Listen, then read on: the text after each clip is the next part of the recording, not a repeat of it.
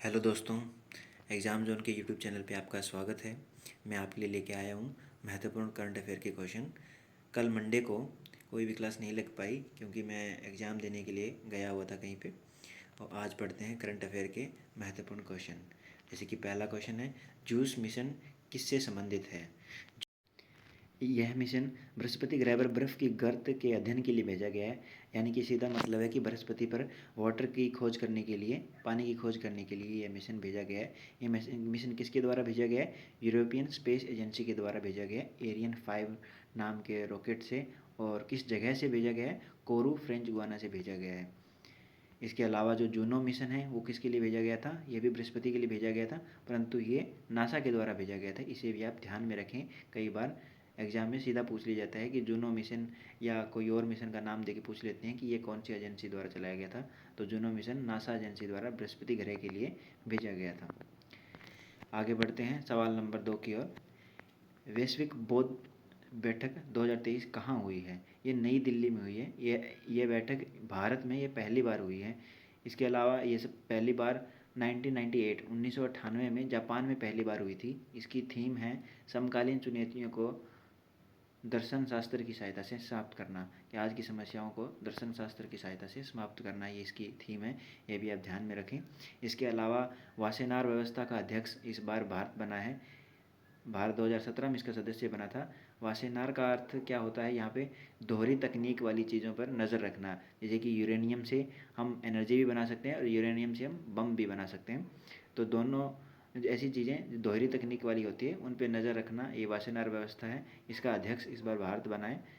UN विश्व जल सम्मेलन जो भी हुआ है 2023 का, वो न्यूयॉर्क सिटी में हुआ है। ये भी आप ध्यान में रखें। सीडीएस के एग्ज़ाम में ये संडे को मेरे शिफ्ट में ये प्रश्न आया हुआ था। ये भी आप ध्यान में रखें।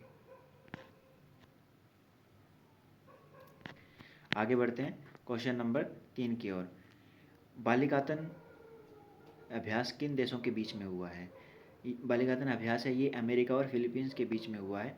ये अभ्यास बालिकातन, जिसका अर्थ है कंधे से कंधा मिलाना, यह हिंद प्रशांत क्षेत्र में चीन को काउंटर करने के लिए हुआ है। ये पहली बार 1991 में हुआ था। विवाद का कारण है 9 डेज लाइन क्षेत्र, जिसे चीन अपना बताता है और फिलीपींस और अन्य देश उसे अपना अपना हिस्सा बताते हैं। इसीलिए इसी विवाद को लेके, इसी के विरुद्ध में यूएसए ने फिलीपींस के साथ मिलके ये एक्सरसाइज की है। ये 28 दिन चलने वाली एक्सरसाइज है।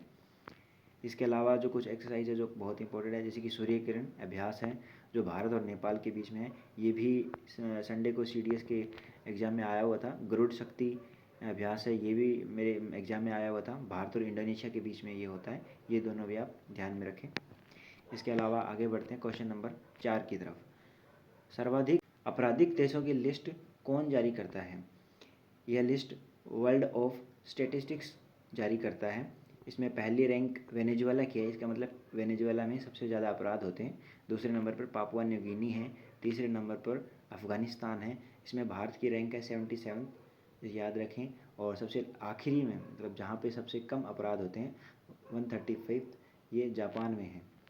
इसके अलावा विश्व का सबसे ऊंचा जो जलप्रपात है, वाटरफॉल है, झरना है, वो भी एंजिल जलप्रपात जिसका नाम है, वो भी वेनेजुएला में है। इसके अलावा लानोज घास के मैदान, ये भी वेनेजुएला में। ये भी आप ध्यान में रखें, बहुत बार ये अलग अलग परीक्षाओं में आए हुए हैं। आगे बढ़ते हैं क्वेश्चन नंबर 5 की ओर। ऑक्सफोर्ड द्वारा बच्चों के लिए मलेरिया की वैक्सीन का क्या नाम है? ऑक्सफोर्ड द्वारा बनाई गई जो मलेरिया की वैक्सीन अभी हाल ही में बनाई गई, उसका क्या नाम है? उसका नाम है R21 matrix M, R21 matrix M, ये इसका नाम है। मलेरिया प्लाज्मोडियम प्रोटोजोआ के कारण होता है। इसमें लाल रक्त कोशिकाएं होती है, RBC होती है, वो प्रभावित होती हैं। इसे मंजूरी देने वाला, इस जो वैक्सीन अभी बनाई गई है, इसको अपने देश में मंजूरी देने वाला पहला देश घाना बना है, जो कि अफ्रीका महाद्वीप का एक देश है। मलेरिया की जो इससे पहले जो एक पहली वैक्सीन बनी थी, मॉस्किटोविंस, ये वैक्सीन, इससे पहले जो वैक्सीन है ये बनी थी, ये ब्रिटेन के द्वारा बनाई गई वैक्सीन है। ये भी आप ध्यान में रखें, मलेरिया की पहली वैक्सीन यही है। आगे बढ़ते हैं क्वेश्चन नंबर 6 की ओर। गरुड़ एरोस्पेस के नए ब्रांड एम्बेसडर कौन है? गरुड़ एरोस्पेस के नए ब्रांड एम्बेसडर महेंद्र सिंह धोनी हैं। ये एक चेन्नई का एक स्टार्टअप है, पहली कंपनी है जिसने ड्रोन सब्सिडी प्राप्त की है। और कृषि ड्रोन भी इसी कंपनी की देन है। जो कृषि ड्रोन कई बार एक एग्जाम में पूछा भी गया था कि कृषि ड्रोन किसने बनाया है, कृषि ड्रोन है ये ग्रुड एरोस्पेस ने बनाया है, ये आप ध्यान में रखें। इसके अलावा कुछ और ब्रांड एम्बेसडर भी बने हैं, जैसे कि पेप्सिको के ब्रांड एम्बेसडर रणवीर सिंह है, प्यूमा के ब्रांड एम्बेसडर हरमनप्रीत कौर है। और इसके अलावा बिग कैट अलायंस की घोषणा किसने की है, भारत ने की है, जिसमें प्यूमा, टाइगर, लायन, ये सारे 5 इसमें कैटेगरी आती है बिग कैट अलायंस में। इसकी घोषणा भारत ने की है अभी 2023 में। आगे बढ़ते हैं क्वेश्चन नंबर 7 की तरफ।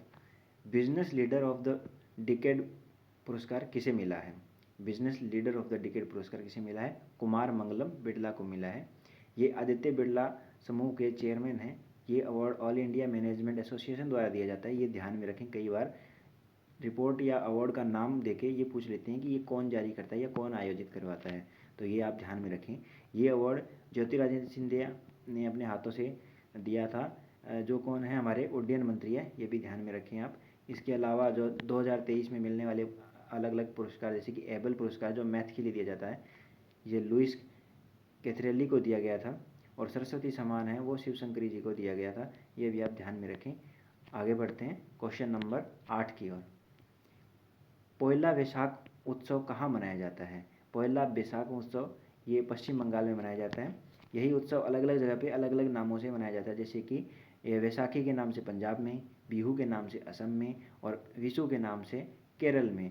ये एक फसल कटाई के समय मनाया जाने वाला उत्सव है। ये अलग अलग जगह पे अलग अलग नाम से मनाया जाता है, इनके नाम आप ध्यान में रखें। इसके अलावा कुछ अन्य त्यौहार हैं जो भी अब परीक्षा की दृष्टि से काफ़ी महत्वपूर्ण है, जैसे कि थाई पुसम त्यौहार तमिलनाडु में, बथुकम्बा त्यौहार तेलंगाना में, और चेर चेरा उत्सव छत्तीसगढ़ में।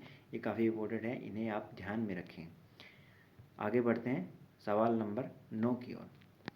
एडीआर की रिपोर्ट के अनुसार सबसे अमीर मुख्यमंत्री कौन है? अभी नई एक रिपोर्ट जारी हुई है जिसमें सभी मुख्यमंत्री की संपत्ति का पता लगाया है, जिसमें सबसे अमीर जगनमोहन रेड्डी जो आंध्र प्रदेश के सीएम हैं, वो पहले स्थान पे हैं। इसके अलावा 30 सीएम, जैसे 28 हमारे स्टेट और 2 यूनियन टेरिटरी, टोटल 30 में से 29 सीएम हैं वो करोड़पति हैं। सबसे ज़्यादा जो क्रिमिनल केसेस हैं वो चंद्रशेखर राव जो तेलंगाना के सीएम उनके खिलाफ है।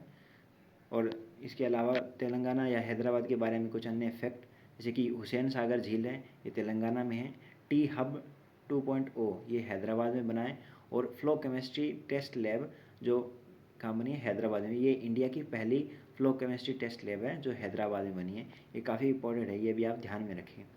इसके अलावा आगे बढ़ते हैं क्वेश्चन नंबर 10 की ओर। फेमिना मिस इंडिया 2023 कौन बना है?